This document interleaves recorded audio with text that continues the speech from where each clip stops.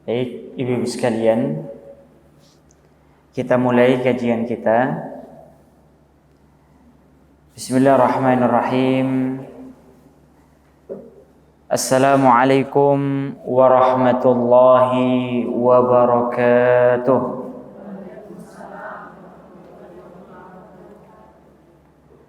Alhamdulillah. Alhamdulillahilladzi bini'matihi tatimmus shalihat. Alhamdulillahi hamdan katsiran tayyiban mubarakan fih. Nahmaduhu subhanahu wa nashkuruhu wa min kulli dhanbin nastaghfiruh. Wa nashhadu an la ilaha illallah wahdahu la syarika lah. Wa nashhadu anna Muhammadan abduhu wa rasuluh. Subhanaka la ilma lana illa ma 'allamtana innaka antal alimul hakim. Allahumma anfa'na bima 'allamtana wa 'allimna ma yanfa'una wa zidna ilman tanfa'una bihi ya rabbal alamin. Allahumma ati nufusana taqwaha wa zakkiha wa anta khairu man zakkaha. Anta waliyuha wa maulaha ya rabbal alamin. Rabbi shrah li sadri wa yassir li amri wahlul 'uqdatam min lisani yafqahu qawli, amma ba'd. Ibu-ibu sekalian, jamaah Majelis Ta'lim Baitul Jihad yang semoga dimuliakan Allah. Alhamdulillah, bersyukur kita kepada Allah atas segala limpahan nikmat yang Allah karuniakan kepada kita semua, di mana dengan kenikmatan-kenikmatan yang kita dapatkan dari Allah, kita bisa beribadah kepadanya, menjadikannya sebagai sarana untuk meningkatkan iman dan takwa kita kepada Allah Subhanahu wa taala. Semoga seiring bertambahnya kenikmatan yang kita dapatkan dari Allah, bertambah pula rasa syukur kita kepada Allah Subhanahu wa taala. Amin ya rabbal alamin. Ibu-ibu sekalian yang semoga dimuliakan Allah, alhamdulillah kita bisa bertemu di rumah Allah Subhanahu wa taala ini ya. Kalau terakhir saya ngisi masih di masjid lama Ibu ya. Ya, kita alhamdulillah Masjid Baitul Jihad sudah tambah lebar, tambah besar. Semoga jamaahnya juga tambah banyak dan ya, tambah semangat juga. Amin ya rabbal alamin. Baik, ibu-ibu sekalian, saya juga nggak konfirmasi awal juga, jadi iya, ini nggak bisa langsung, harus ada penyambungnya. Tapi nggak masalah Ibu ya, kita nggak pakai tampilan layar. Kita akan membahas dalam kesempatan kali ini, mentadabburi salah satu ayat dalam Al-Quran, yaitu surat Al-Baqarah ayat 127. Surat Al-Baqarah ayat 127.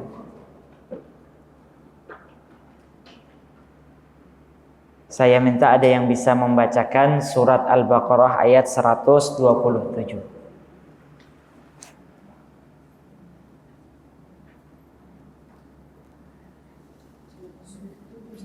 Ya. Ya. Silahkan Ibu.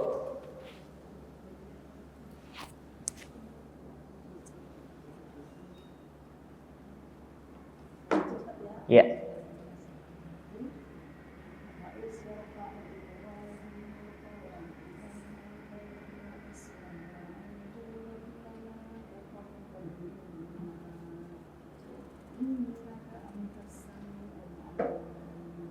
Ya. Cukup satu kalau terjemahannya bisa dibaca. Dan ingatlah ketika Ibrahim mendirikan fondasi Baitullah bersama Ismail seraya berdoa, ya Tuhan kami, terimalah amal dari kami, sungguh Engkaulah yang Maha Pendengar, Maha Mengetahui. Baik, sudah dapat semua Ibu ya, surat Al-Baqarah ayat 127. Ini kita mencoba untuk mentadaburi, mengkaji, memperdalam makna dari ayat ini.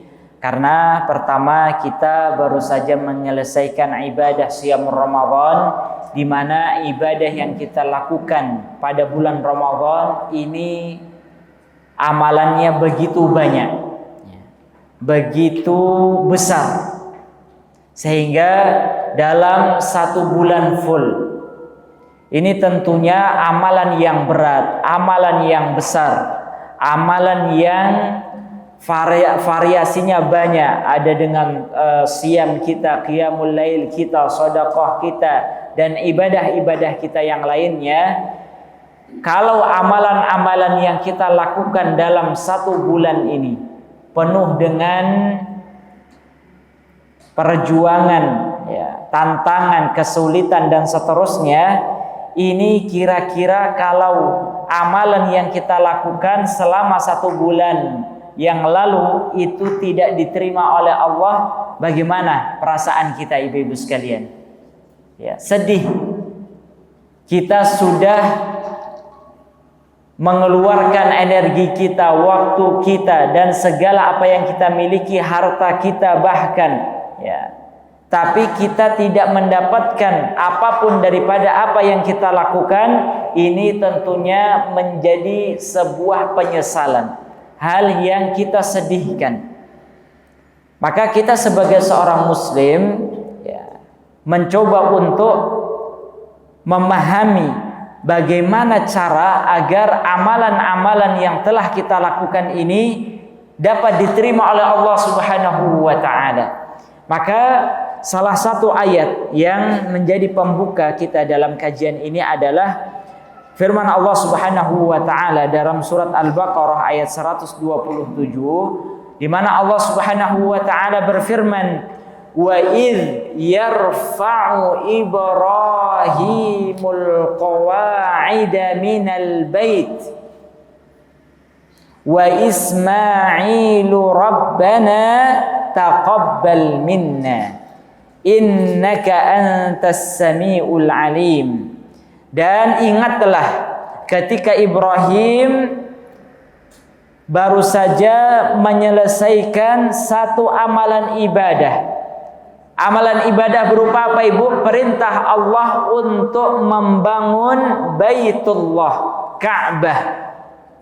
Allah perintahkan kepada Nabi Ismail bersama putranya untuk membangun Ka'bah. Ini adalah perintah dari Allah. Ini adalah satu amalan ibadah. Maka setelah mereka selesai melakukan amalan ibadah ini, apa yang diucapkan, apa yang dipanjatkan oleh Nabi Ibrahim, ibu sekalian, beliau berdoa kepada Allah, Rabbana taqabbal minna. Wahai Rabbku, setelah aku membangun Ka'bah, Baitullah, rumahmu atas perintahmu, maka Rabbana taqabbal minna, ya Allah, terimalah segala amalan-amalan kami. Amalan kami berupa membangun Baitullah. Innaka antas samiul alim. Sesungguhnya engkau adalah zat yang maha mendengar lagi maha mengetahui. Ibu-ibu sekalian, Nabi Ibrahim alaihissalam saja ketika beliau selesai melakukan satu amalan ibadah, beliau tidak lupa untuk berdoa agar amalan yang beliau lakukan diterima oleh Allah Subhanahu wa ta'ala. Ini menunjukkan apa ibu-ibu sekalian? Tidak semua amalan-amalan yang dilakukan seorang hamba itu seluruhnya diterima oleh Allah. Ada amalan yang diterima oleh Allah, ada juga amalan yang ditolak oleh Allah Subhanahu wa ta'ala. Maka ketika Allah Subhanahu wa ta'ala menyebutkan dalam surat Al-Maidah ayat 27. Ya, ini ayat yang menguatkan kembali bahwasannya Allah hanya menerima amalan-amalan dari orang-orang yang bertakwa. Innama yataqabbalullahu minal muttaqin. Dalam surat Al-Maidah ayat 27. Ya. Innama yataqabbalullahu minal muttaqin. Allah hanya menerima amalan-amalan dari orang-orang yang bertakwa saja. Ya. Itu menunjukkan apa ibu-ibu sekalian? Selain orang yang bertakwa, ya, selain orang yang bertakwa, amalannya tidak akan diterima oleh Allah. Maka salah seorang ulama salaf, Fudail bin Iyad rahimahullah, beliau menyebutkan,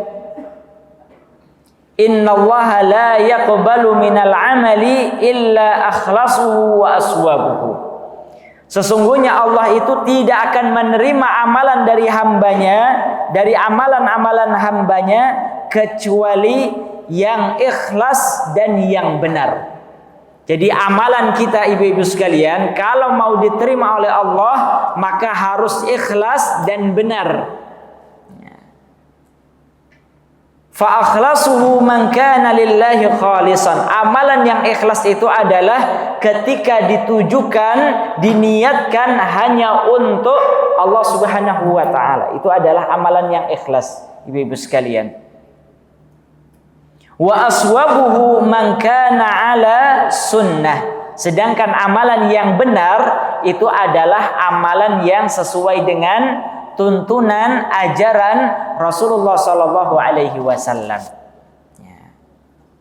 Makanya dan Allah menyebutkan innama yataqabbalullahu minal muttaqin. Allah hanya menerima amalan-amalan dari orang-orang yang bertakwa. Karena orang-orang yang bertakwa tidaklah mereka beramal kecuali dengan dasar keikhlasan kepada Allah dan amalan yang benar. Ya. Baik. Ibu-ibu sekalian, maka kalau kita melihat ya para sahabat Nabi Shallallahu Alaihi Wasallam ketika menjelaskan ayat innama yataqabbalullahu minal muttaqin, Allah hanya menerima amalan-amalan dari orang-orang yang bertakwa saja. Suatu ketika Abdullah bin Umar, putra dari sahabat Umar bin Khattab radhiyallahu an, ibu-ibu, beliau berjalan bersama putranya, dan beliau melewati seseorang dan bersedekah. Maka putra dari Abdullah bin Umar mengatakan, wahai bapakku, semoga pahala sedekahmu diterima oleh Allah Subhanahu wa taala. Ya. Baik. Ini lampunya ini iya. Nah, baik. Baik.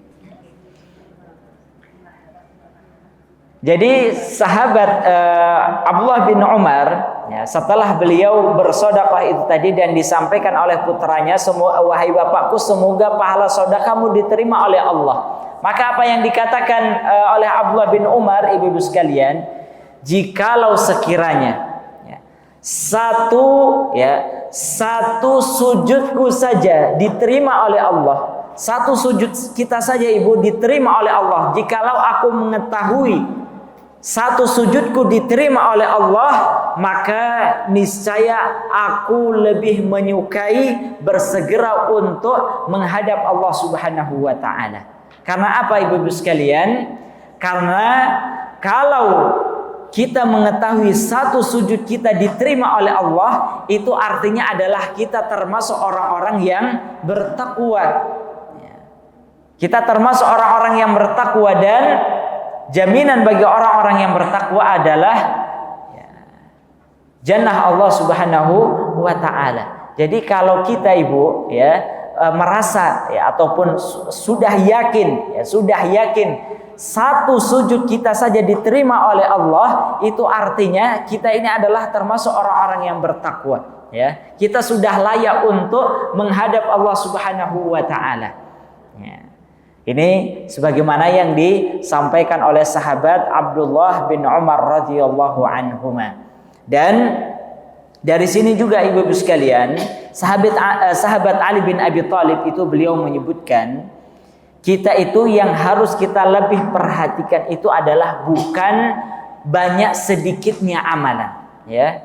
Yang harus lebih kita perhatikan dari amalan-amalan ibadah kita itu bukan banyak sedikitnya amalan yang kita lakukan, namun yang harus lebih kita perhatikan itu adalah tentang diterima atau tidaknya amalan-amalan kita ya.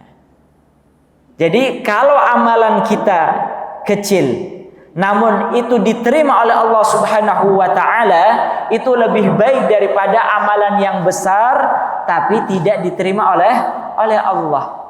Jadi dalam kita beribadah, ibu-ibu sekalian, sekali lagi catatannya adalah yang harus menjadi perhatian kita itu adalah pada diterima atau tidaknya amalan kita, bukan dari besar kecilnya amalan yang kita lakukan.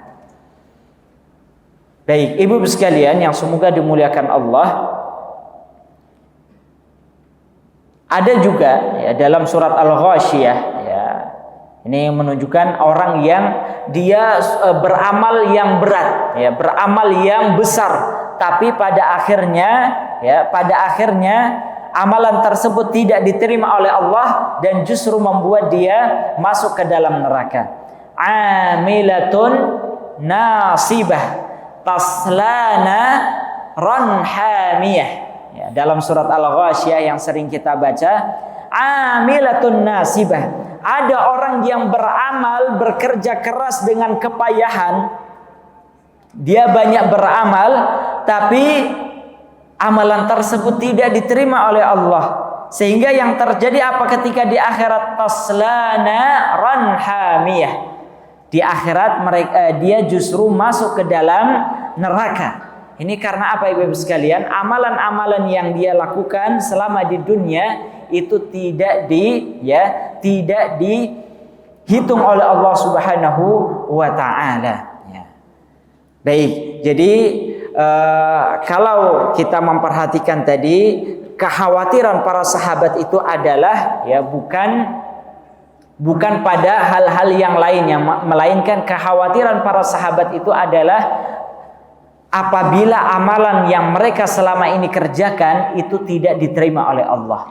Ini sebagaimana suatu ketika Ibunda Aisyah radhiyallahu anha, Rasulullah ketika membaca ayat dalam surat Al-Mu'minun ayat 60, ibu-ibu. Surat Al-Mu'minun ayat 60. Allah Subhanahu wa taala berfirman, "Walladzina yu'tuna ma atau wa qulubuhum wajilah annahum ila rabbihim raji'un." Ya, dalam surat Al-Mu'minun ayat 60. Dan adapun orang-orang yang memberikan apa yang telah mereka berikan, maknanya adalah berupa amalan-amalan soleh, khususnya yaitu amalan berupa sedekah. Mereka telah memberikan apa yang mereka telah berikan, wa qulubuhum wajilah, sedangkan hati mereka ini diselimuti dengan rasa kekhawatiran, rasa takut. Annahum ila rabbihim raji'un, dan sesungguhnya mereka akan kembali kepada Rabbnya Allah Subhanahu wa taala. Ketika Rasulullah membacakan ayat ini, ibu sekalian, maka Ibunda Aisyah radhiyallahu anha bertanya kepada Rasulullah, "Wahai Rasulullah, apa maksud daripada ayat ini?" Surat Al-Mu'minun ayat 60. Orang yang sudah beramal kok dia justru takut ya. Apakah mereka setelah beramal mereka berbuat dosa, mencuri, berzina dan dosa-dosa yang lainnya? Maka Rasulullah menjawab, tidak ya.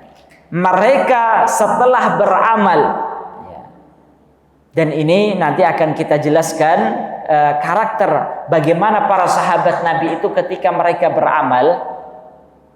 Orang-orang beriman, ya, orang-orang beriman setelah mereka beramal, kemudian mereka diselimuti dengan rasa khawatir, rasa takut, itu bukan karena mereka mencampur adukan antara amalan ibadah mereka dengan dosa, tidak, ibu-ibu sekalian.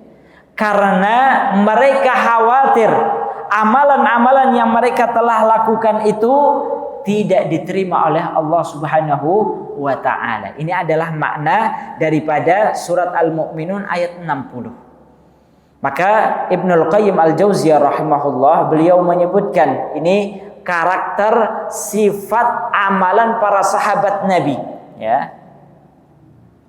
Karakter sifat amalan para sahabat Nabi itu adalah sebagaimana diungkapkan oleh Imam Ibnu Qayyim Al-Jauziyah, man ta'ammala ahwalis sahabah, barang siapa yang memperhatikan tata cara ibadahnya para sahabat Nabi, ibu-ibu sekalian, wajadahum fi ghayatil amal ma'a ghayatil khauf, maka kita akan mendapatkan kalau para sahabat Nabi itu beramal, beribadah, ibu-ibu sekalian, maka mereka berada di puncak-puncak amalan. Maksud di puncak-puncak amalan itu adalah ketika mereka beramal dengan keikhlasan, dengan cara yang benar, artinya sempurna amalan mereka, ya, maksimal di dalam mereka beramal. Itu para sahabat Nabi kalau beramal itu tidak tanggung-tanggung, ibu-ibu sekalian. Para sahabat Nabi kalau beramal itu totalitas. Namun meskipun mereka telah totalitas di dalam beribadah kepada Allah, namun hati mereka masih dirundung dengan rasa khawatir. Maka dijelaskan yang kedua, selain mereka berada di puncak-puncak amalan, maka mereka juga berada di puncak-puncak rasa khawatir, rasa takut.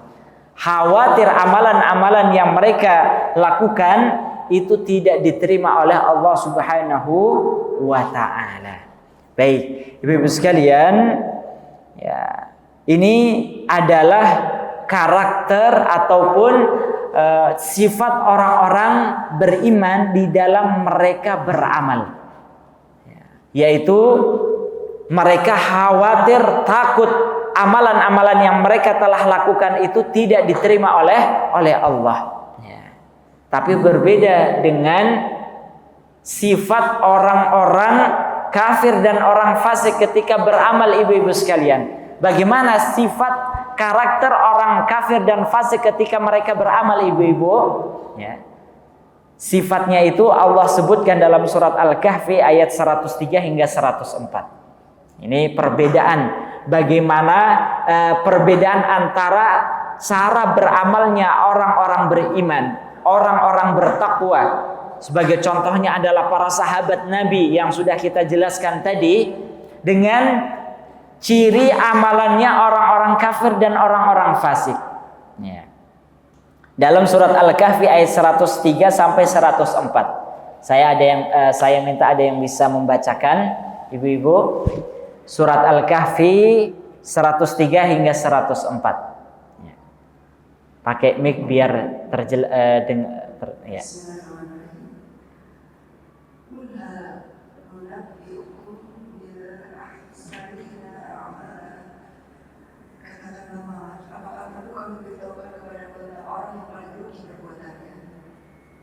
Lanjut setelahnya.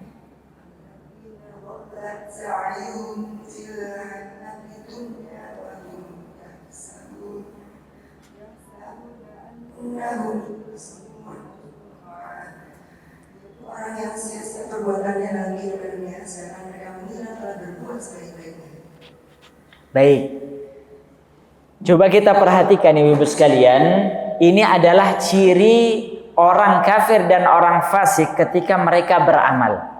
Allah menyebutkan, "Qul," katakanlah wahai Muhammad, "hal nunabbi'ukum bil akhsarina a'mala." Apakah perlu kami jelaskan, beritahukan kepadamu bagaimana gambaran ya orang-orang yang paling merugi perbuatannya, amalannya. Ya. Jadi ciri orang-orang yang perbuatannya itu sia-sia, amalannya tidak diterima oleh Allah, tidak mendapatkan pahala dari Allah. Bagaimana ciri mereka? Ya. Alladzina dhalla sa'yuhum fil hayatid dunya, yaitu orang-orang yang sia-sia perbuatannya dalam kehidupan dunia, ya.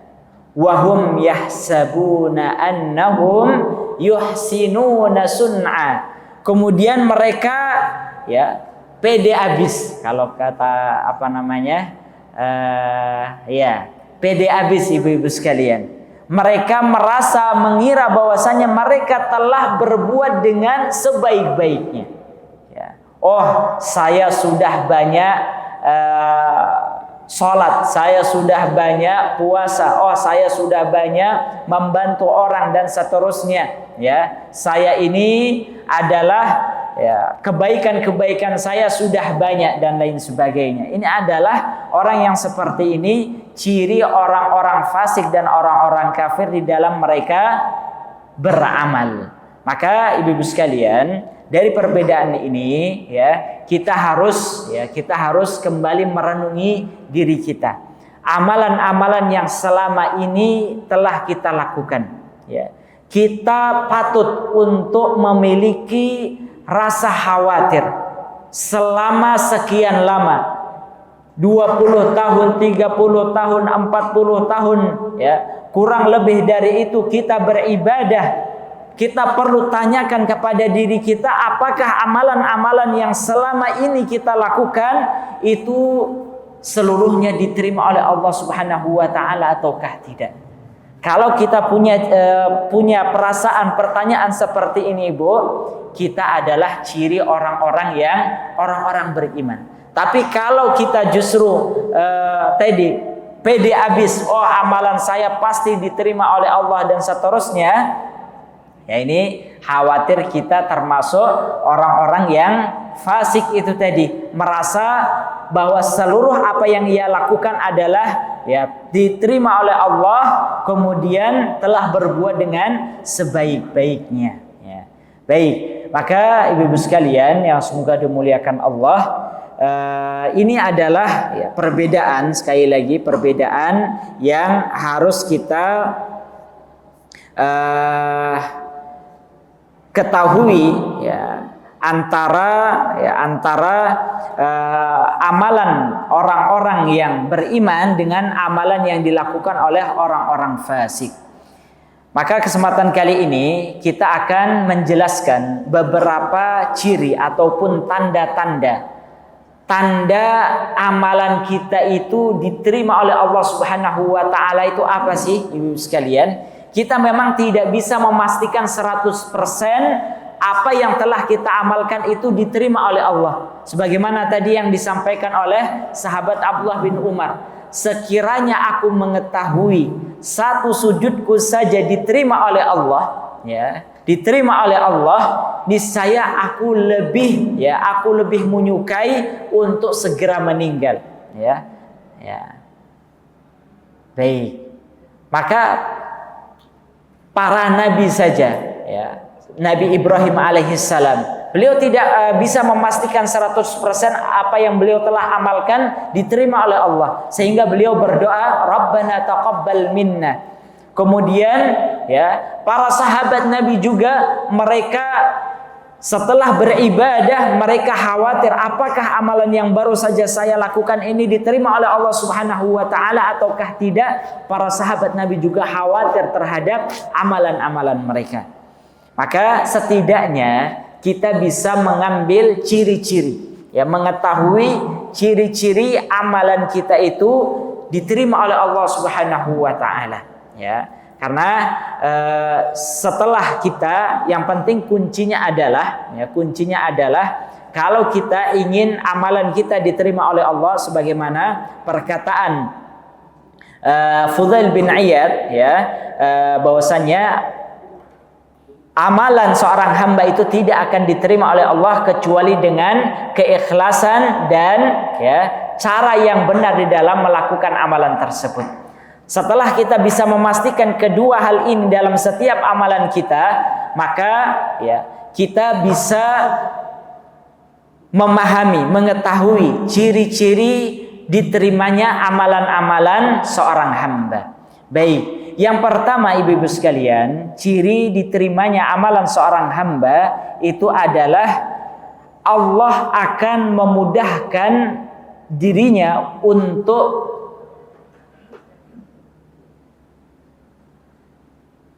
ciri yang pertama dari diterimanya amalan seseorang, Allah akan memudahkan dirinya untuk melakukan amalan kebaikan setelahnya.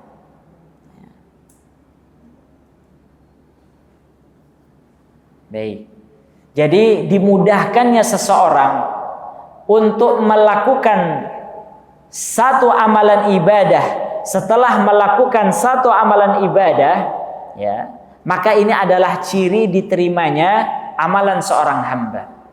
Setelah kita melaksanakan ibadah pada bulan Ramadan, setelahnya Allah memberikan semangat dalam hati kita, taufik pada diri kita untuk semangat untuk beribadah setelahnya. Ini adalah ciri diterimanya amalan kita pada bulan Ramadan, ibu-ibu sekalian.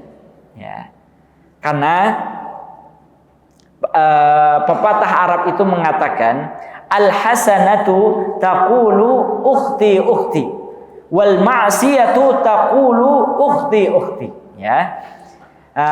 Orang Arab itu mengatakan perbuatan baik itu, amalan kebaikan itu akan menyeru, kemarilah saudaraku, kemarilah saudaraku. Sedangkan perbuatan buruk, kemaksiatan juga akan memanggil, ya, ukhti ukhti, kemarilah saudaraku, kemarilah saudaraku. Itu menunjukkan apa ibu sekalian? Antara perbuatan baik dan perbuatan buruk itu akan saling memanggil, ya, saling memanggil. Kalau ya ibu-ibu pernah belanja online dan seterusnya, itu biasanya dimintain apa ibu? Nomor HP-nya, ya. Untuk apa ibu? Ditawari untuk kembali membeli produknya, benar gak ibu? Ya, untuk kembali membeli produknya dengan diskon-diskon, promo-promo dan seterusnya. Demikian juga perbuatan kebaikan dan keburukan akan memanggil pelakunya untuk kembali melakukan perbuatan tersebut. Kalau kita melakukan perbuatan kebaikan, maka kebaikan itu akan memanggil kita kembali. Ayo, ya, salat, amalan salat akan memanggil kita, ayo salat kembali.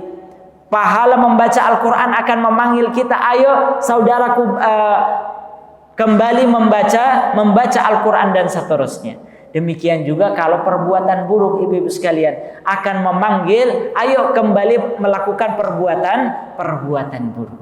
Jadi ibu-ibu sekalian, ya, kalau ya Allah menerima amalan soleh kita, maka Allah akan mudahkan kita untuk melakukan amalan soleh berikutnya. Ya. Jadi kita patut khawatir kalau setelah Ramadan justru semangat ibadah kita menurun bahkan hilang. Ini bisa jadi pertanda amalan kita pada bulan Ramadan itu kita tidak melakukannya dengan ikhlas. Kita hanya sekedar ikut-ikutan, ya, hanya sekedar melakukannya pun malas-malasan, sehingga hasilnya apa? Setelah Ramadan, ya, kita tidak tertarik lagi untuk melakukannya. Ya, baik, ibu-ibu sekalian, termasuk juga para ulama salaf menyebutkan, ya, inna min thawabil hasanah al hasanatu ba'daha wa inna min jaza'is sayyi'ah as-sayyi'atu ba'daha. Ya, ulama salaf mengatakan balasan dari satu amalan kebaikan itu adalah seseorang akan, ya, dimudahkan untuk melakukan kebaikan berikutnya. Sebaliknya, balasan dari sebuah amalan keburukan, seseorang akan dimudahkan untuk, ya, melakukan keburukan setelahnya. Ya. Jadi amalan kebaikan dan keburukan itu ibarat menarik pelakunya, Ibu, ya, menarik kembali pelakunya untuk kembali melakukan apa yang telah dia lakukan. Maka ketika Rasulullah, ya, ketika Rasulullah ini dalil satu hadis yang memberikan isyarat bahwa yang namanya amalan kebaikan itu akan, ya, seperti setrum, Ibu, ya. Jadi seperti setrum. Jadi akan menghantarkan kepada, ya, kalau seorang terkena setrum kemudian dia memegang orang yang lainnya, maka setrum itu akan sampai kepada orang setelahnya. Maka ketika Rasulullah menyebutkan hadis tentang anjuran untuk berlaku jujur, ya, coba kita perhatikan Ibu-ibu sekalian, alaikum bisidqi, hendaklah kalian berlaku jujur. Perbuatan jujur ini tidak hanya pada ucapan saja, Ibu-ibu.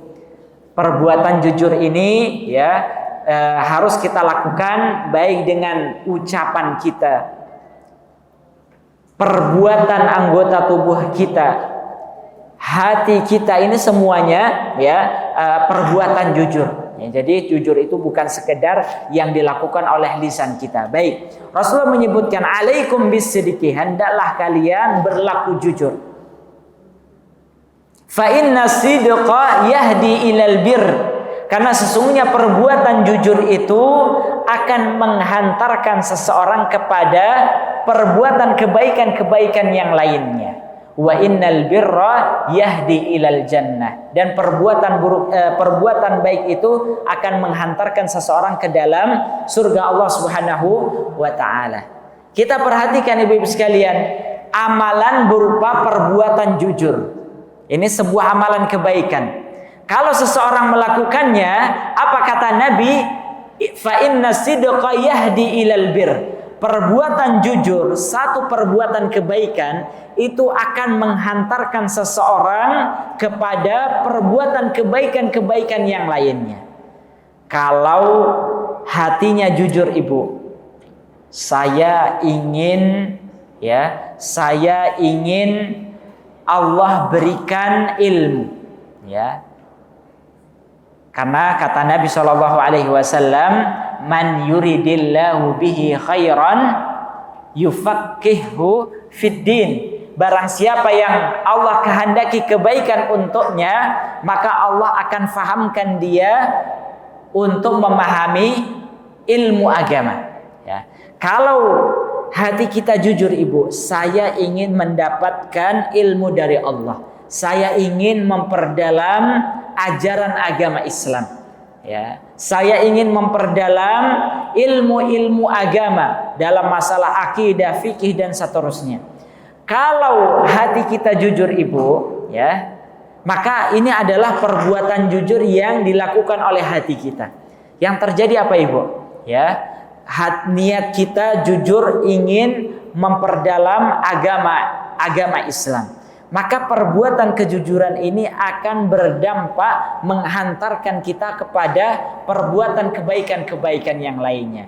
Sehingga dari niat ini akan menghantarkan kita, ya, rutin mengikuti majelis ilmu.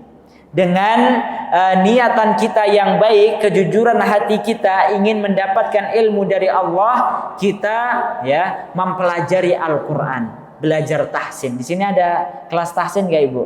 Ya, mengikuti kelas tahsin.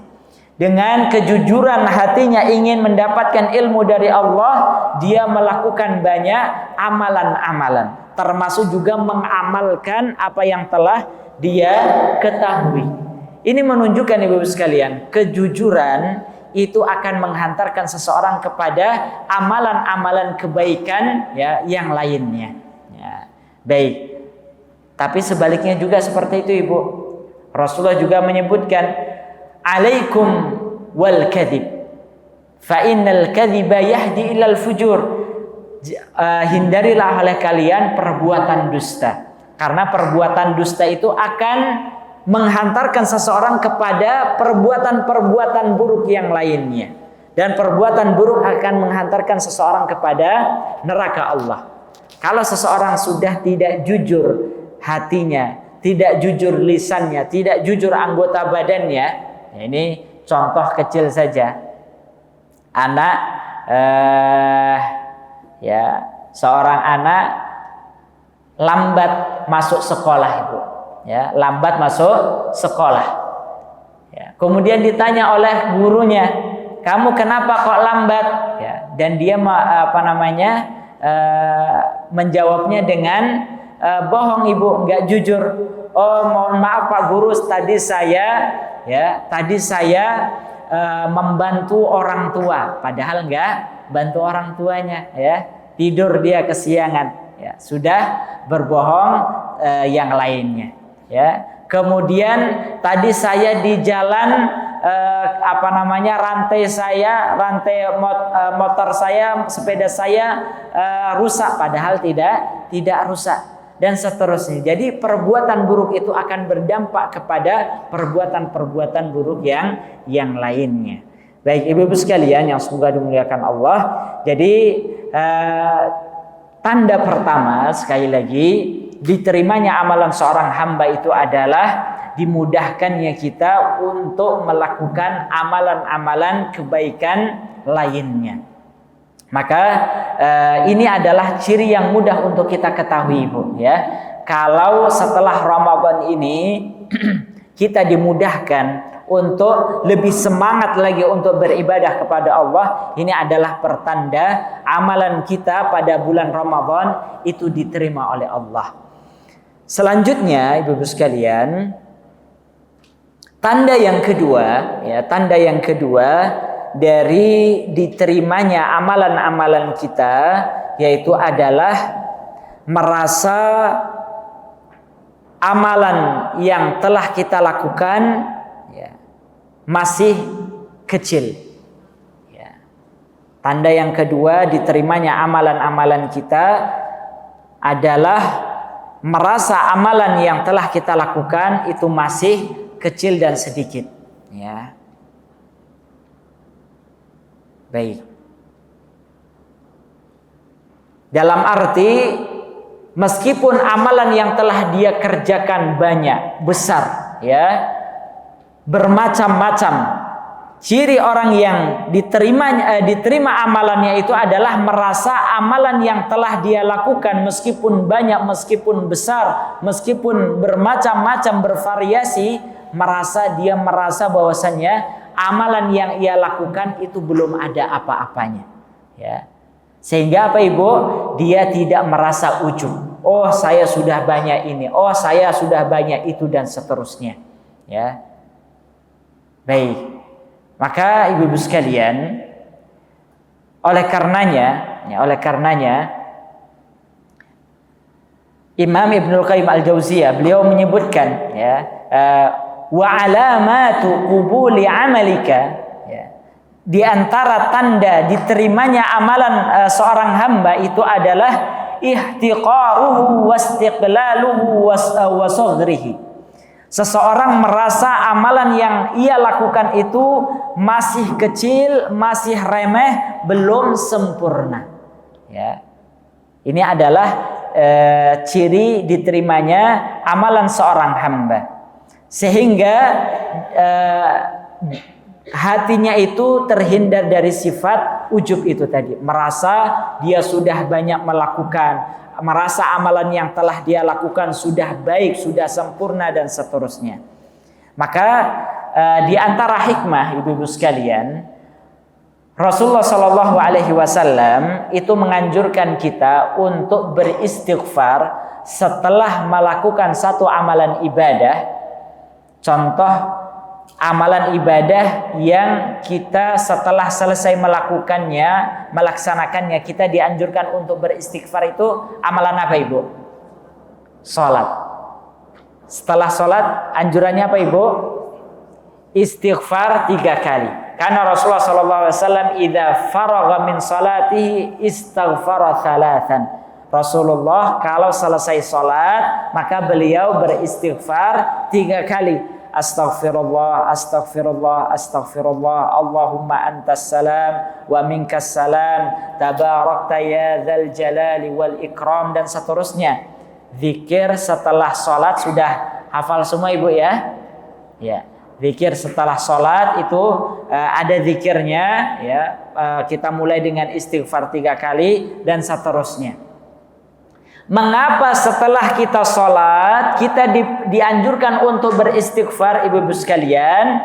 Maka hikmahnya adalah agar seseorang merasa bahwa amalan yang baru saja dia lakukan itu dia merasa masih banyak belum sempurnanya, ya, sehingga dia beristighfar kepada Allah, ya Allah ampunilah diriku, karena bisa jadi dalam sholatku ini masih banyak yang belum sempurna, ya.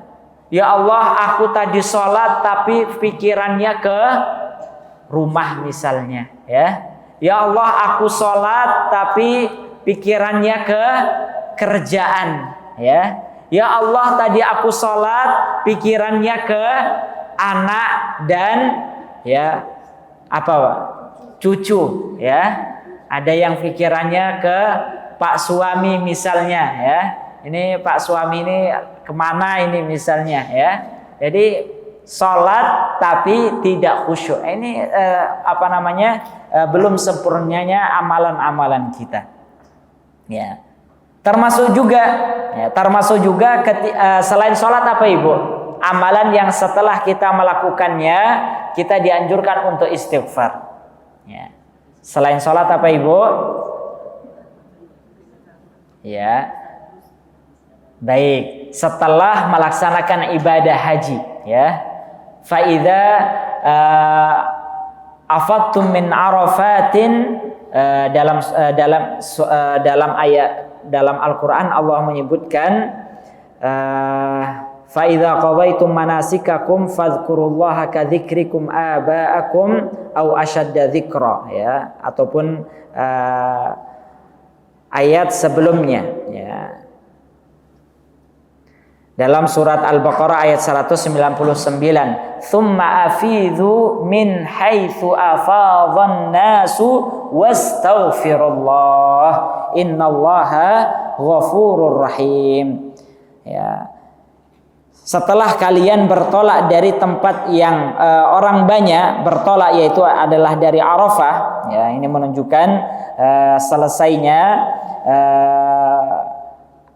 ibadah haji, fastaghfirullah, maka wastaghfirullah, beristighfarlah kalian kepada Allah. Ini setelah kita melaksanakan ibadah haji, Allah perintahkan kita untuk beristighfar. Karena apa ibu sekalian? Sekali lagi untuk mengingatkan kita bahwa amalan yang kita lakukan ini bisa jadi banyak kurang-kurangnya, belum sempurna.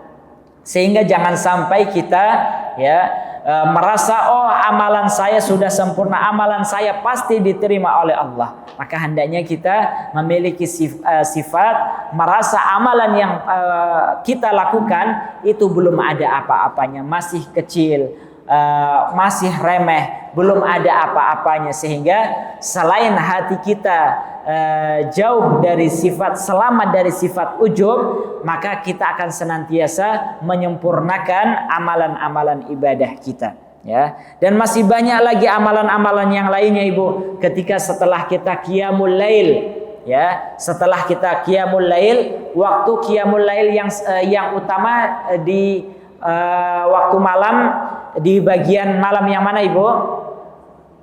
Sepertiga malam terakhir, ya. Sepertiga malam terakhir ini adalah waktu yang utama untuk kita sholat. Setelah kita melaksanakan sholat qiyamul lail, maka Allah memuji orang yang sholat qiyamul lail, wabil asharihum yastaghfirun. Orang-orang yang melaksanakan qiyamul lail di sepertiga malam terakhir itu mereka mengisi waktu sahur mereka dengan apa ibu? Istighfar, ya.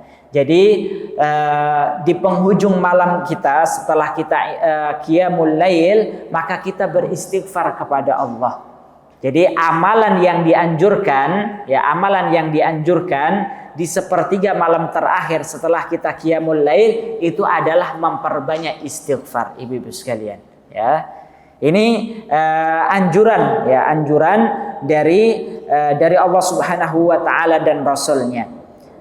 Hikmah dari anjuran-anjuran beristighfar setelah melakukan satu amalan ibadah itu adalah sekali lagi agar kita merasa bahwasannya amalan yang telah kita lakukan ini belum ada apa-apanya, masih kecil, ya, masih remeh, ya, sehingga kita hati kita jauh daripada sifat ujub dan seterusnya.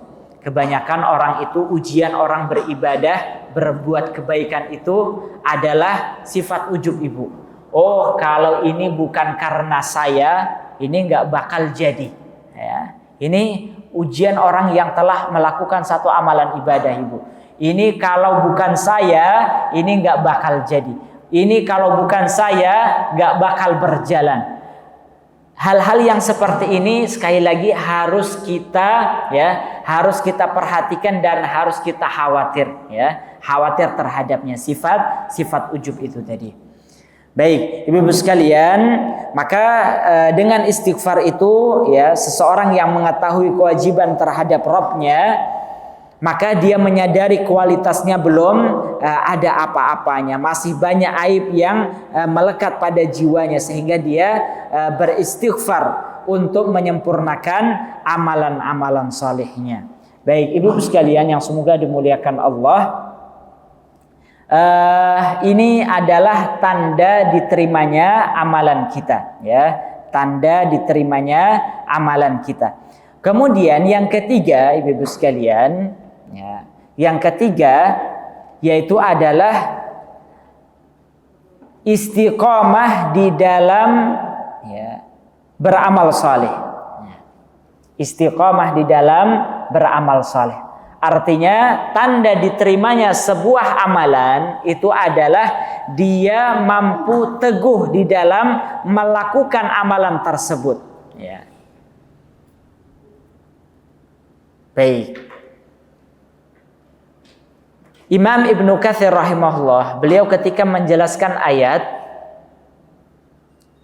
ya ayyuhalladzina amanu taqullaha ataupun wala tamutunna illa wa antum muslimun, ya ayyuhalladzina amanu taqullaha haqqa tuqatih wala tamutunna illa wa antum muslimun, dan janganlah kalian meninggal kecuali dalam keadaan muslim, ya. Maka Imam Ibnu Katsir rahimahullah beliau menjelaskan man 'asha 'ala syai'in mata 'alaihi. Barang siapa, ini sebuah kaidah kehidupan, ibu. Man 'asha 'ala syai'in mata 'alaihi. Barang siapa yang hidup dalam satu kebiasaan, maka dia akan diwafatkan dalam kebiasaan tersebut. Ya. Jadi kalau kebiasaan kita selama hidup berbuat amalan-amalan kebaikan, maka Allah akan wafatkan kita dalam kebiasaan itu. Tapi sebaliknya, ibu-ibu sekalian, kalau kebiasaan kita selama hidup, ya, berbuat hal-hal yang sia-sia ataupun bahkan bermaksiat kepada Allah, ya, maka Allah akan wafatkan kita juga dalam, ya, kebiasaan yang sia-sia dan buruk tersebut. Selama hidupnya, ya, mainnya apa, ibu? Sekak. Yang sekak itu apa biasanya, ibu? Catur, ya. Mau pagi, mau siang, mau malam, mainnya catur, ya. Jadi ketika saat sakratul maut ditalkin la ilaha illallah, justru bilangnya apa, ibu? Sekak, ya. Dia cuma bisa bilang sekak saja, ibu. Karena apa? Selama hidupnya, ya, dia habiskan untuk hal-hal yang tidak bermanfaat, ya, sekak itu tadi. Atau selama hidupnya dia hanya main kartu, selama hidupnya dia yang lainnya, ya, hal-hal yang sia-sia, tidak ada nilai ibadahnya ataupun bermaksiat, maka Allah akan mewafatkan dia dalam kebiasaan itu, ya. Sebaliknya orang yang dalam hidupnya kebiasaannya adalah amalan saleh, ya. Ada seseorang penghafal Al-Qur'an masih muda, ya, koma, ya, sebelum meninggalnya. Orang kalau koma sudah tidak sadar lagi, Bu, tapi ya, secara otomatis refleks keluar dari lisannya itu adalah bacaan Al-Qur'an. Ini banyak sekali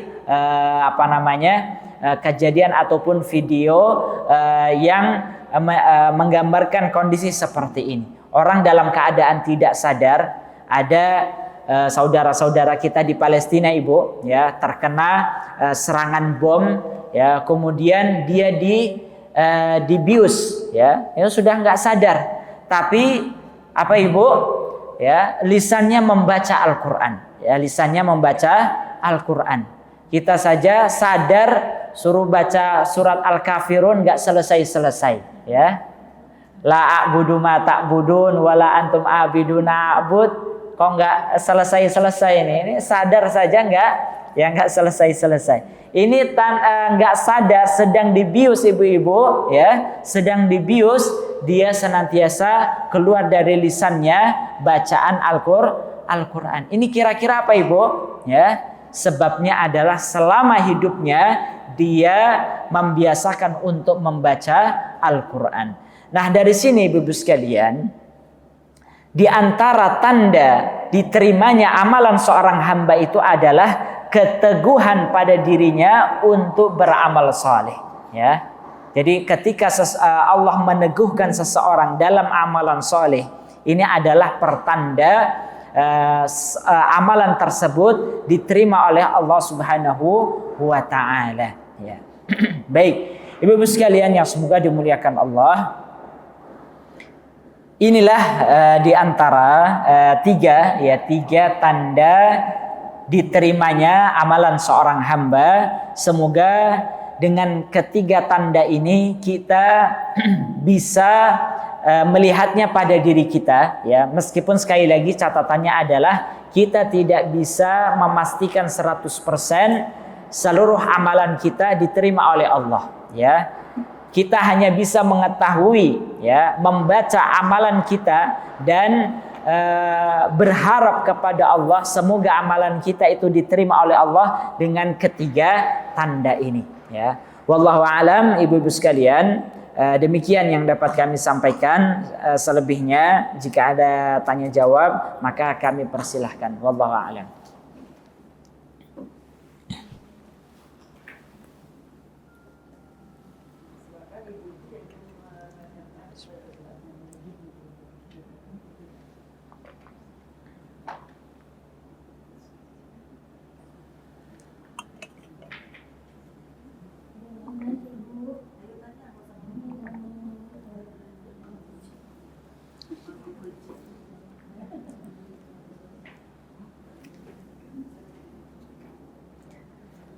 Kalau enggak saya yang tanya ini, Bu. Oh ya, silahkan, Ibu.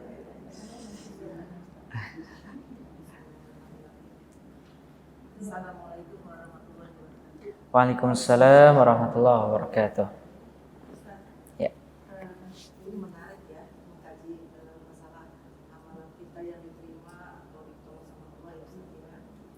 Ada tadi satu keterangan atau satu informasi yang Ustaz sampaikan bahwa itu juga termasuk di dalam Al-Qur'an di Al-Mu'minun 6, khawatir karena khawatir amalan yang sudah kita lakukan tidak diterima sama Allah, tidak diterima oleh Allah, makanya kita beristighfar seperti itu, Ustaz. Nah, kekhawatiran itu ada di surat lain mengatakan bahwa aku sesuai dengan sangkaan hambaku. Penjelasan seperti apa, Ustaz?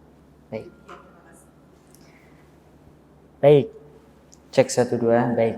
Ibu-ibu sekalian, bagaimana kita di dalam mendudukkan antara kekhawatiran kita amalan-amalan kita tidak diterima oleh Allah Subhanahu wa taala dengan hadis yang menjelaskan ana inda dhanni 'abdi bi. Aku, kata Allah di dalam hadis qudsi, sesuai dengan prasangka hambaku. Maka ketika kita beramal kemudian makanya dalam amalan itu, dalam ibadah itu rukunnya ada 3 Ibu ya. Rukun ibadah itu ada 3. Yang pertama adalah al-mahabbah, rasa cinta ya, rasa cinta. Kalau kita beribadah tanpa rasa cinta ya, maka ini kita seperti orang munafik ya. Orang munafik mereka beribadah itu karena dengan malas-malasan, karena tidak ada rasa cinta. Ini yang pertama. Kemudian yang kedua yaitu adalah ar-raja, yaitu pengharap ya. Kita berharap agar amalan kita itu diterima oleh Allah Subhanahu wa taala ya. Sehingga kita tidak beramal sebagaimana orang-orang fasik dan orang kafir tadi. Oh, amalan saya pasti diterima. Oh, saya sudah beramal yang baik dan seterusnya. Ya. Kemudian yang ketiga yaitu adalah al-khauf, yaitu rasa takut ya. Kita takut apabila kita tidak beribadah kepada Allah, Allah akan mengadab kita. Maka kita beribadah kepada Allah Subhanahu wa taala. Baik, ketika seseorang beribadah dengan 3 rukun ibadah ini ya, rukun ibadah ini, maka dia akan senantiasa berharap kepada Allah ya. Dia senantiasa berharap kepada Allah agar amalan-amalannya itu diterima oleh Allah Subhanahu wa taala. Dan betul kekhawatiran kita ya, kekhawatiran kita agar amalan-amalan kita ini tidak diterima oleh Allah itu tidak menghapuskan kita ataupun melazimkan untuk kita berhusnudzon kepada Allah ya. Selama kita beribadah kepada Allah dengan keikhlasan dan cara yang baik dalam ibadah, maka kita berhusnudzon ya, kita berbaik sangka ya, bahwa amalan-amalan kita akan diterima oleh Allah Subhanahu wa taala. Tapi untuk mengontrol yang lainnya ya, jangan sampai ya, yang namanya timbangan itu harus balance Ibu ya. Makanya antara khauf ya dan roja ini harus seimbang ya, ini harus seimbang. Tidak boleh khauf itu hilang ya, ataupun roja itu hilang ya, rasa takut itu hilang atau rasa harap itu hilang. Maka kedua-duanya harus seimbang ya, kedua-duanya harus seimbang. Maka rasa khawatir ya, rasa khawatir ini adalah yang akan mengimbangi ya, yang akan mengimbangi rasa rasa roja kita, seperti itu. Kita yakin bahwasanya selama kita ya, dengan kuncinya itu adalah beramal dengan ikhlas, kemudian mengikuti petunjuk Nabi di dalam ibadah, kita yakin amalan kita akan diterima oleh Allah Subhanahu wa taala. Tapi untuk mengimbangi hal tersebut, jangan sampai kita terjerumus kepada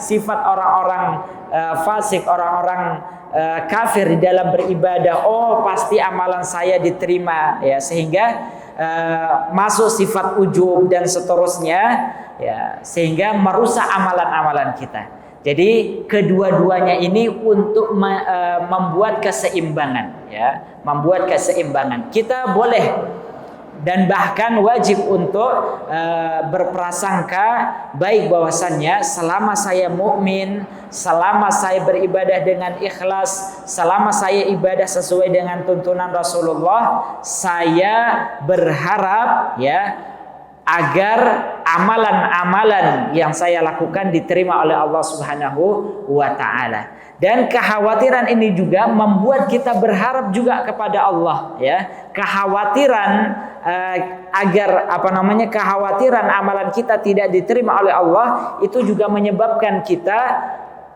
meningkatkan rasa roja kita, pengharapan kita kepada Allah Subhanahu wa taala. Jadi ini satu kesatuan yang akan meramu amalan seorang hamba untuk meningkatkan rasa rojanya, pengharapannya kepada Allah. Seperti itu Ibu, wallahu a'lam. Ya. Baik, yang lain.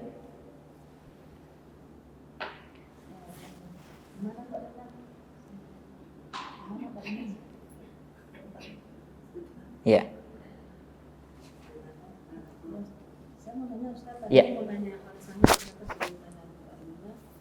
Saya mau nanya fikih yang mulai boleh Ustaz? Ya, silakan. Pernah saya dengar itu yang kita sholat tahajud itu kan sebaiknya 8 rakaat ya Ustaz ya? Baik. 8 rakaat katanya 2 rakaat pertama itu sholat sunat wudu. 2 rakaat yang kemudian itu sholat taubat. Kemudian sholat 2 rakaat kemudian itu sholat bukan hajat Ustaz ya. Dan yang kedua yang terakhir itu baru sholat tahajudnya. Ya. Baik. Nah, kemudian saya pun pengen bertanya Ustaz. Ya.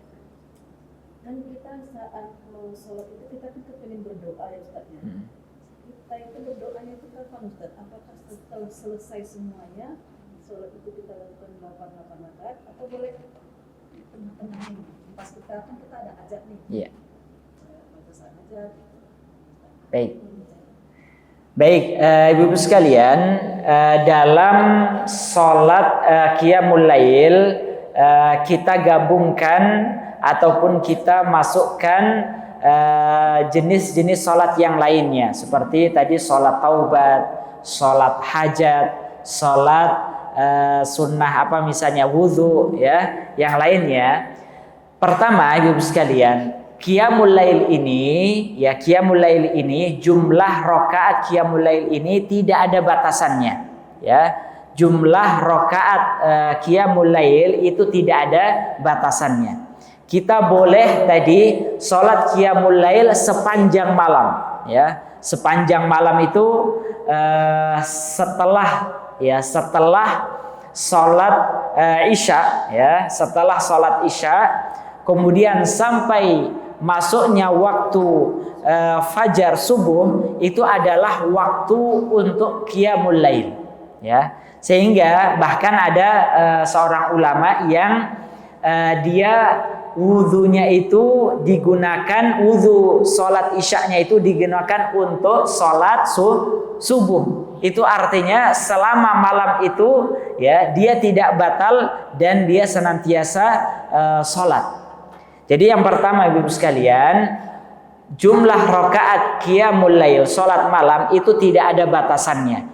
Mau 8 kali, mau sampai berapa kali pun, ya, berapa rakaat pun, maka tidak masalah, ya. Jadi ada yang 8 rakaat, ada yang 23, ada yang lebih dari itu, nggak ada masalah, ya. Ini yang pertama. Kemudian yang kedua, ya, qiyamul lail, salat qiyamul lail ini adalah masna. Kata Nabi, salatul laili masna. Salat malam itu dilakukan 2 rakaat salam, 2 rakaat salam. Ya, jadi mau 2 rakaat salam sampai berapa kali pun tidak masalah selama antara selesai waktu salat isya hingga sebelum masuk waktu subuh. Dan jumlah rakaatnya 2 kali salam, 2 kali salam. Ini yang kedua. Kemudian yang ketiga, bagaimana dengan kalau kita ingin sholat malam dengan niat 2 rakaat pertama kita sholat sunnah wudu, 2 rakaat kedua kita sholat taubat, 2 rakaat yang ketiga sholat hajat. Sebenarnya Ibu sekalian, kalau, ya, ini ada 2 poin yang kita ingin jelaskan. Yang pertama, kalau kita ingin menggabungkan ya niat, ya menggabungkan niat, misalnya sholat taubat dengan sholat qiyamul lail, ya maka ini dua niatan yang bisa kita gabungkan, jadi nggak perlu dipisahkan. Ya, saya contohnya seperti ini, Bu. Ibu-ibu masuk masjid, ya masuk masjid, kemudian melaksanakan sholat 2 rakaat, dan ini dengan menggabungkan beberapa niat, sholat tahiyatul masjid, ya kemudian sholat setelah wudhu, ya kemudian sholat apa lagi, ya duha, itu bisa digabungkan, ya jadi amalan ibadah yang sifatnya sunnah itu bisa kita gabungkan tanpa harus membeda-bedakannya. Jadi itu lebih baik dalam dua rakaat kita mendapatkan beberapa pahala, beberapa pahala seperti itu. Itu yang pertama. Jadi kalau kita mau sholat malam, ya gabungkan saja niat-niatan itu. Saya dalam sholat malam ini ingin sholat setelah wudhu, sholat sunnah wudhu, kemudian sholat hajat, sholat taubat, kita gabungkan dalam setiap rakaat yang kita lakukan pada qiyamul lail kita. Itu istilahnya sekali mendayung 2-3 pulau terlampaui, daripada kita dayung sekali pulang lagi, padahal bisa sekali dayung itu tadi. Dan ibu-ibu sekalian, dalam memahami makna sholat hajat, sholat taubat, ini sebenarnya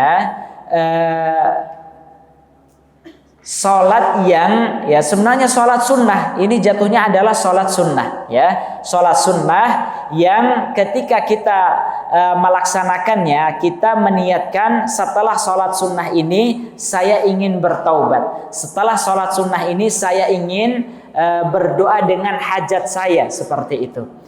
Dan ini bisa kita lakukan setelah baik setelah selesai rangkaian sholat qiyamul lail kita, atau yang kedua di dalam setiap sujud kita, ya. Jadi dalam sholat qiyamul lail ada 2 waktu yang mustajab. Kapan itu, Ibu? Saat sujud, itu yang pertama, ya. Kemudian yang kedua kapan, Ibu? Sebelum salam. Ini adalah 2 waktu dalam setiap rakaat kita yang kita bisa gunakan untuk berdoa. Jadi kalau tadi kita punya hajat, ya kita bisa berdoa saat sujud kita. Ini adalah waktu yang mustajab dalam setiap sholat kita. Atau yang kedua sebelum salam. Ya, sebelum salam, setelah membaca tahiyat akhir, kita berdoa hajat kita. Atau kita ingin bertaubat, boleh kita berdoa saat sujud maupun sebelum salam itu tadi.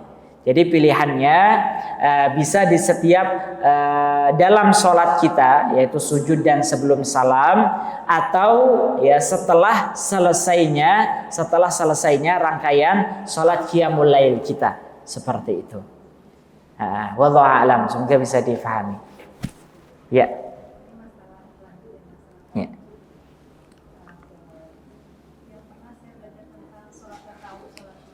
Ya.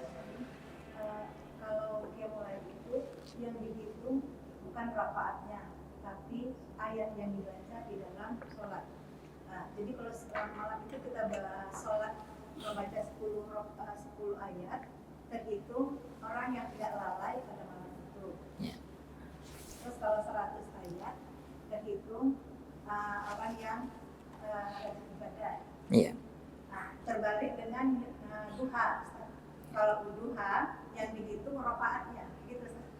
Kalau 2 rakaat dilakukan, tidak terhitung orang yang tidak lalai siang itu. Baik, ibu-ibu, ada satu riwayat, ya ini satu riwayat yang menjelaskan tentang anjuran untuk kalau tidak salah amalan-amalan yang ketika kita melakukannya kita tidak termasuk orang-orang yang lalai itu tadi, ya. Contoh sebagaimana perkataan Ibnu Mas'ud, man qara'a fi lailatin khamsina ayah lam yuktab minal ghafilin. Barang siapa, ya ini perkataan sahabat Abdullah Ibnu Mas'ud, barang siapa yang membaca dalam satu malam khamsina ayah 50 ayat, ya, maka dia tidak akan dicatat sebagai orang-orang yang lalai. Jadi termasuk juga ada yang lainnya, man hafadha ala haula'is salawat, ya. Man hafadha ala haula'is salawat, barang siapa yang menjaga solat termasuk misalnya solat lail dan seterusnya, ataupun misalnya man qama bi asyri ayatin lam yuktab minal ghafilin, barang siapa yang solat dengan membaca 10 ayat maka dia termasuk tidak akan dicatat sebagai orang-orang yang lalai, ya. Hadis-hadis seperti ini ataupun riwayat-riwayat seperti ini penjelasannya bukan ini adalah ukuran untuk rakaat salat malam. Jadi riwayat yang menjelaskan akan hal ini, kalau kita tidak ingin digolongkan menjadi golongan orang-orang yang ghafil, orang-orang yang lalai. Manusia itu dalam hubungannya dengan Allah ada dua macamnya, ibu. Az-zakirin, orang-orang yang senantiasa berzikir kepada Allah, ya. Dan yang kedua al-ghafilin, orang-orang yang lalai. Siapa orang-orang yang lalai? Yang mereka tidak berzikir kepada Allah. Nah, ukuran untuk agar tidak dicatat sebagai orang-orang yang ghafilin, orang-orang yang lalai, itu ada beberapa ukuran, ya.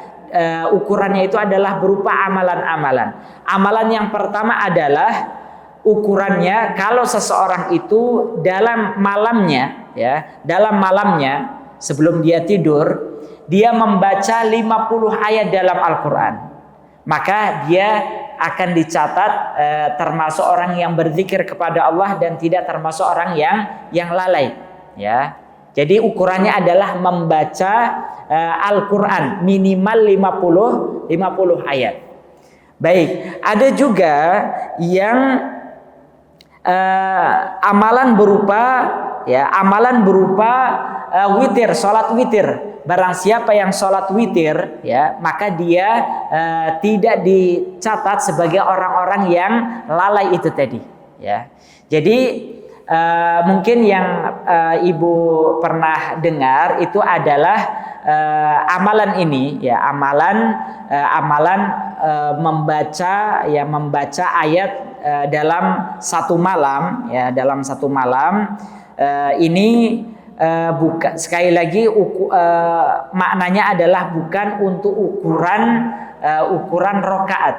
Jadi rakaat dalam qiyamul lail tetap tadi 2 rakaat kita lakukan, ya. Itu mau membaca berapa ayat pun terserah. Contohnya adalah suatu ketika Rasulullah dan para sahabat sholat malam, ya, beberapa sahabat penasaran, saya pingin sekali-kali dong pingin sholat malam bareng Rasulullah, ya. Sholat malam lah mereka bersama Rasulullah. Jadi sholat malam itu bisa kita lakukan berjamaah, ya, bisa kita lakukan sendiri. Maka sholatlah Rasulullah dan para sahabatnya diimami oleh Rasulullah, ya. Di rakaat pertama Rasulullah membaca mulai dari surat Al-Baqarah. ya. Kira para sahabat, ini kok setengah juz sudah lewat kok belum ruku ini. Oh, barangkali sampai juz pertama saja. Juz pertama selesai, ya, lanjut sampai juz kedua. Oh, mungkin ini sampai selesai surat Al-Baqarah. Selesai surat Al-Baqarah tidak ruku ibu, lanjut surat apa ibu? Ali Imran. Ya. Ali Imran. Ya.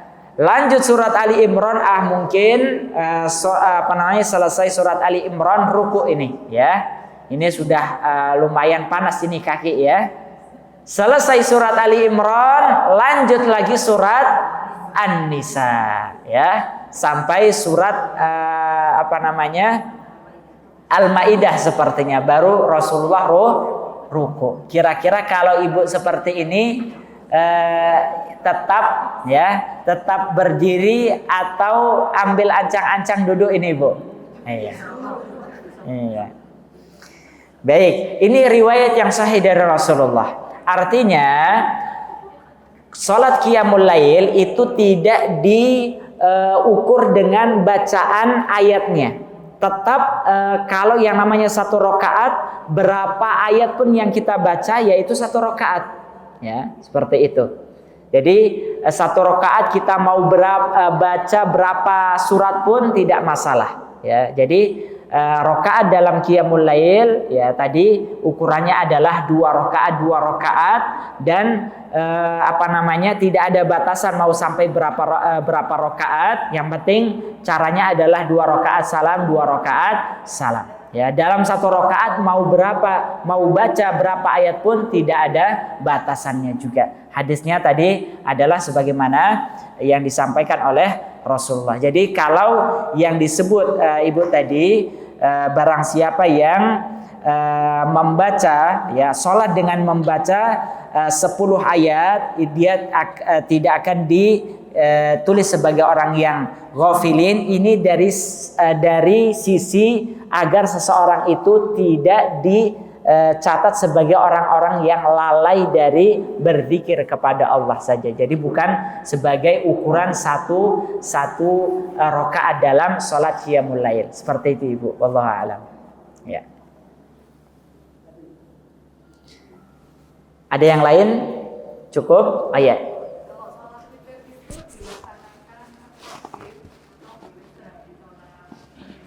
Ya.